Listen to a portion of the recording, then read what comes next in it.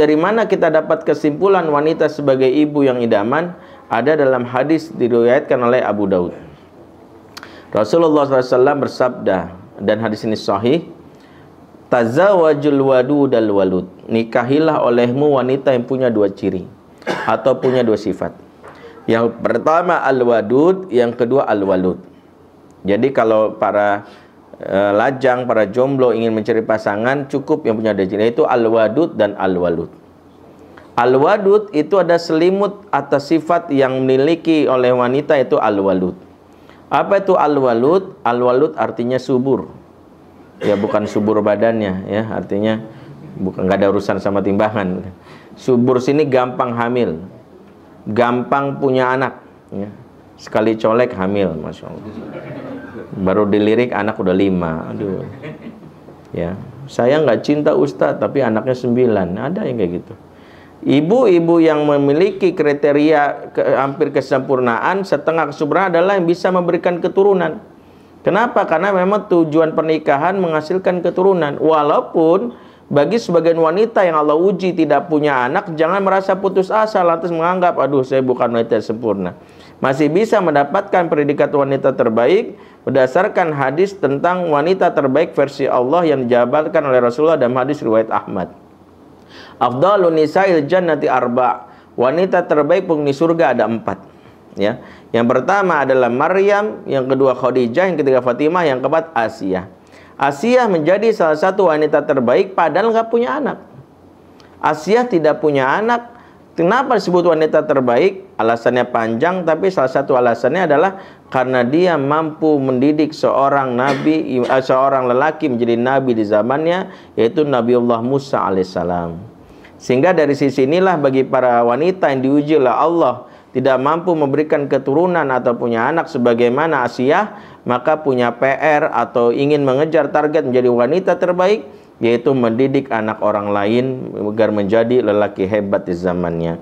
Dari sinilah saya simpulkan bahwa prestasi terbaik wanita selain menjadi ibu adalah guru. Jadi kalau wanita harus mentok-mentok, ya pengen mencari pekerjaan, jadilah guru. Taib. Wanita, kembali kepada hadis riwayat Abu Daud tadi.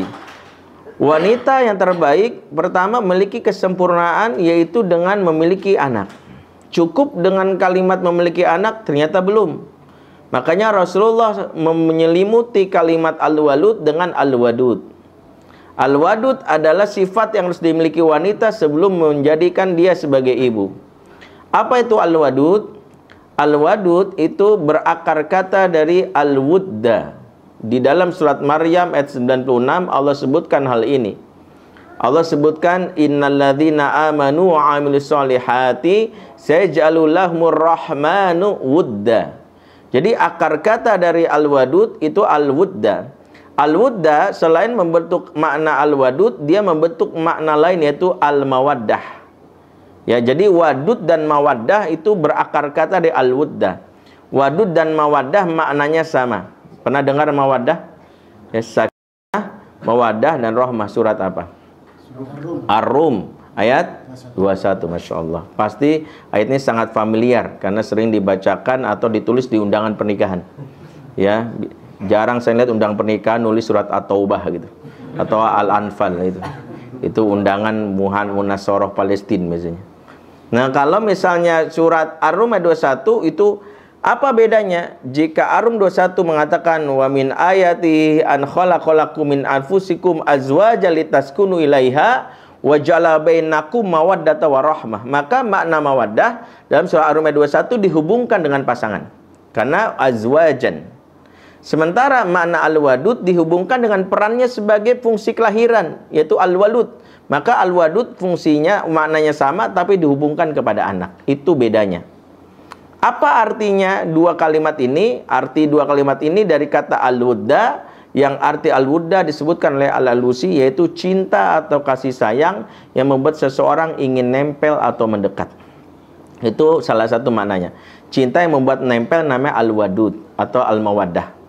Jadi kalau misalnya suami istri atau bapak dan ibu mau mengukur diri, apakah kami masih mawaddah, lihat apakah masih nempel atau tidak. Jadi kalau ibu ke dapur dipepetin terus sama suami, ya mas kena minyak nih, kena minyak, aduh kamu tuh nakal. Nah itu tanda masih mawaddah.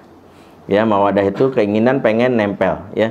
Ketika misalnya istri lewat main iseng ditepak gitu ya, ih kamu tuh gitu ya, di pipinya ditoel atau maaf bokongnya ditepak, itu bukan karena iseng atau apa, karena ada kecenderungan mawaddah. Makanya suami istri kalau mawaddah misalnya naik bis ya, kemudian lama-lama istri bersandar di bahu suami ya, kalau di bahu jalan kan dilarang ya.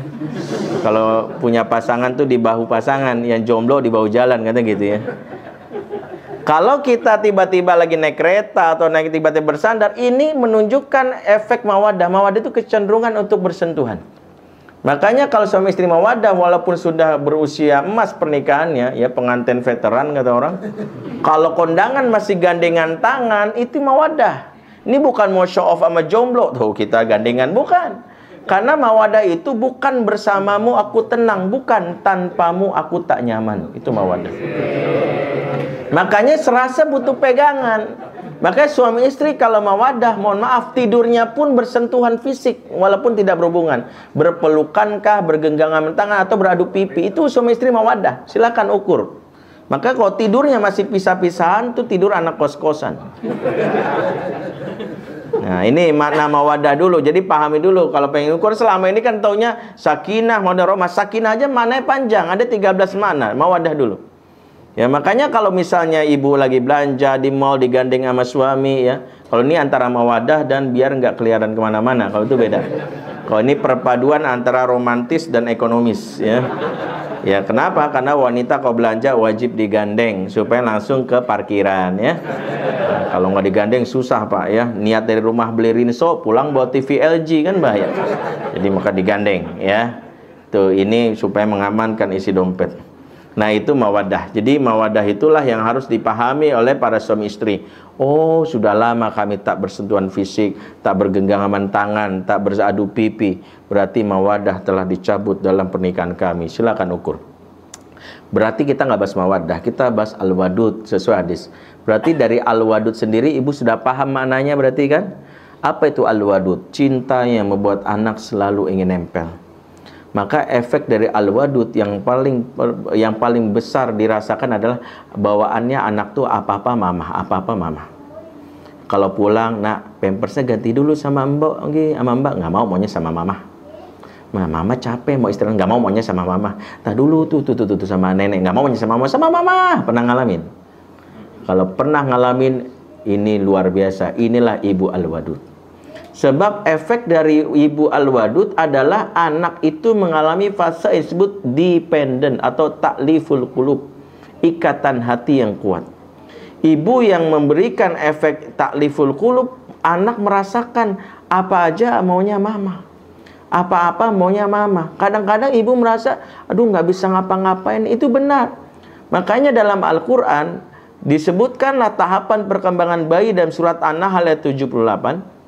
Dan juga di dalam beberapa ayat lain, dalam surat Al-Aqaf, saya lupa, ada surat As-Sajdah ayat 9, juga dalam surat Al-Isra. Allah memberitahu kita sebuah kalimat yang indah. Kata Allah, wallahu akhrajakum min butuni ummahatikum la ta'lamuna syai'a wa ja'ala lakumus sam'a wal absar wal afidah la'allakum tashkurun. Allah keluarkan kamu dari perut ibumu dalam keadaan tidak tahu apa-apa, dan Allah menjadikan pendengaran, penglihatan, dan hati agar kalian bersyukur. Di ayat yang lain polanya selalu sama. Pendengaran, penglihatan, hati. Pendengaran, penglihatan, hati. Ini isyarat dari Allah. Memang organ yang pertama kali aktif anak-anak pendengaran. Makanya kenapa sunnahnya diazankan. Beda dengan Nasrani yang dikasih tanda salib, itu nggak efektif. Penglihatan baru efektif bayi itu 6 bulan setelah dia lahir. Karena 0 sampai 6 bulan jarak pandang bayi maksimal 30 cm. Setelah itu barulah emosi dia. Dari kata afidah, jamak dari kata fuad. Fuad itu sesuatu yang bergolak, dari kata tafaud, artinya emosi. Jadi hati di sini maknanya adalah emosi. Jadi kalau kita lihat, tahapannya pendengaran, penglihatan, dan hati. Apa hubungannya ayat ini? Ayat ini memberi isyarat buat para orang tua, khususnya ibu. Apa pesan Allah kepada para orang tua? Siapa yang waktu kecil sering didengar suaranya oleh anak, Siapa yang waktu kecil sering dilihat wajahnya oleh anak, itu yang kelak akan mengikat hati anak. Maka disinilah kalau kita lihat betapa banyak anak yang kurang kuat hubungannya sama ibu, mungkin bisa jadi waktu kecilnya dia jarang mendengar suara ibunya. Terlebih di zaman sekarang, ada ibu netain anaknya sambil main online. Udah belum? Cepetan. Cepetan gitu, dia nggak ngomong. Padahal momen itu momen untuk mengatakan, ya Allah, nah terus, nah aduh Masya Allah, seneng deh mamah deh, apa kamu makin besar, kamu jadi anaknya soleh, diajak ngomong. Makanya kenapa? Karena pendengaran yang harus pertama kali dengar adalah orang tuanya. Yang kedua adalah bagaimana ibu dan ayah di umur ini harus beradu muka dengan muka, face to face. Rasulullah mengajarkan kalau bicara sama bayi dalam hadis riwayat Muslim yang diceritakan bagaimana Rasulullah berbicara sama cucunya Umamah. Umamah ini anak dari Zainab dan Abul As. Rasulullah kalau bicara sama cucunya selalu beradu muka dengan muka. Ya, bahkan menjulurkan lidah. Kemudian ketika lidahnya kelihatan, cucunya tertawa melihat lidah Rasulullah yang kemerahan. Kemudian berencana hendak menggigit lidah Rasulullah. Apa yang dilakukan Rasulullah? Rasulullah ingin supaya cucunya itu men-scan yang pertama kali wajah Rasulullah sebagai pihak yang paling penting di dalam benak dia. Inilah pesan kepada para orang tua. Jika ortu bicara sama anaknya, efeknya haruslah beradu muka dan muka. Apa yang terjadi kalau anak mengalami stimulan ini, khususnya dilakukan oleh ibu, anak akan mengalami fase yang disebut bau tangan. Bau tangan itu yang istilah orang-orang Indonesia, artinya apa-apa mamah, nempel mulu. Dikasih sama orang nggak mau, nangis, maunya sama mamah, itu benar. Kenapa? Karena fase yang benar lalui anak itu 0-2 tahun adalah fase dependent. Mamah menjadi yang pertama kali menjadi rujukannya, yang disebut dengan ta'liful qulub atau ikatan hati. Sehingga kalau anak punya ikatan hati yang kuat di umur ini, memang maunya mamah setelah 6 bulan. Bahkan mamanya dioper sedikit nggak mau. Di kepala dia mamah yang pertama, setelah itu ayah, setelah itu nenek, setelah itu kakek atau pembantu. Untuk ayah, kakek, nenek, pembantu boleh bergantian, tapi mamah yang pertama. Mamah yang pertama. Efeknya apa? Nanti anak punya ikatan batin yang kuat saat anak dewasa. Ya, saat anak dewasa, misalnya dia pulang kuliah, handphonenya mati. Kemudian dia pulang ke rumah, ternyata mamahnya itu nangis di pojokan. Langsung sensi, mama maafin ya, mama bener deh, aku tuh tadi tuh nggak lupa ngasih kabar, tapi handphoneku mati, jangan nangis dong mah gitu. Padahal mamanya nangis gara-gara nonton drama Korea kan gitu ya. Ya bisa jadi, tapi dia sensi, dia peka, dia tahu, oh iya gitu. Banyak anak yang cuek. Kenapa bisa cuek? Karena salah satunya mamahnya ini tidak punya menjalin hubungan di masa kecil. Maka setiap ibu umur 0-2 tahun wajib membuat anak namanya tergantung. Jadi jangan GR kalau anak setelah 6 bulan jadi bayi bergilir. Maaf, bayi bergilir. Sama siapa aja mau. Sama pembantu ini jangan. Kenapa? Coba saya ingin sampaikan, bayi bergilir ini calon korban pelecehan seksual. Sama siapa aja mau. Padahal dia harusnya terikat sama mamanya. Maka di umur inilah jangan pengen langsung mengharap mandiri.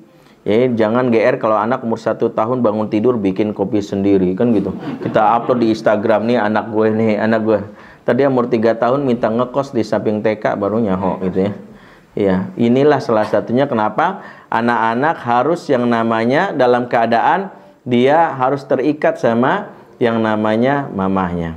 Dan inilah salah satu ajaran Islam.